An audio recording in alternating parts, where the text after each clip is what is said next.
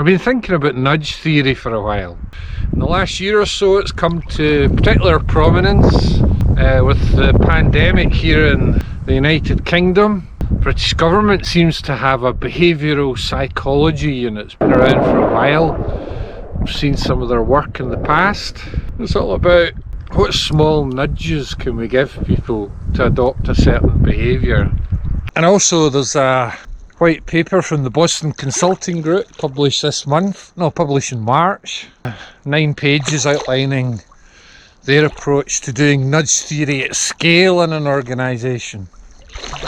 So let's look into nudge theory and think about how it can help us. But before I do, half of me always thought it's a bit manipulative, and the other half thinks, well, yeah, it's an approach worth doing.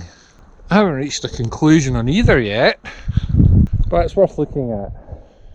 I've said before what makes people change, and that's about going through your ad card journey. It's about individuation, and it's about aligning, or the lack of alignment, between your conscious and your unconscious. Sometimes people say the desire element of ad card is about what's in it for me, but I guess to be more accurate, it's what's it to me?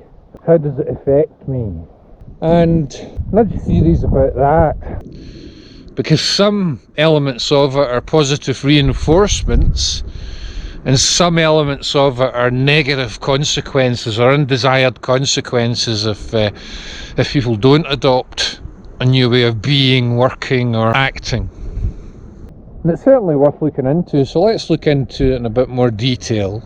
United Kingdom Behavioural Research Unit for the British government, they talk about 4 things. They talk about substitution, descriptive norm, loss aversion and head start. For each nudge they suggest one of 4 categories: easy, timely, attractive and social.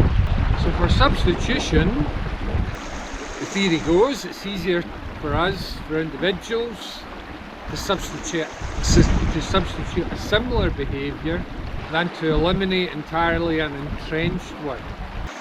Descriptive norm is founded on the fact that, in this theory at least, that we use other people's behaviours as a cue to what is acceptable and desirable.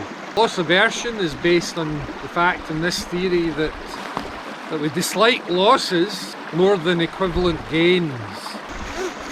And a head start makes us apparently feel like we're achieving our goal by making it feel we're making progress. And as the Boston Consulting Group says in their white paper, nudges must be context sensitive. And the caution that working against the culture, the tide of an organisation could not only cause the nudge not to work, but increase resentment. And my own view is that if people felt they were being, in quotes, played, then that certainly could be the case. And the Boston Consulting Group have an approach based on 4 things: anchoring, transparency, accountability and consequences. Anchoring is about having clear, specific guidelines about desired behaviours. Transparency seems to be about having dashboards and metrics, reports that show those behaviours are being achieved. Accountability is about establishing responsibility to ensure who's responsible to make sure those behaviours, desired behaviours, are being achieved. Consequences are linking positive and negative consequences to the achievement or otherwise of those desired behaviours. The Boston Consulting Group seem to call that ATAC. Whatever way we do it, we've got to design nudges within the context of either the British government's behavioural psychology unit or the Boston Consulting Group or any other methodology in a way I think that people don't feel they're being played.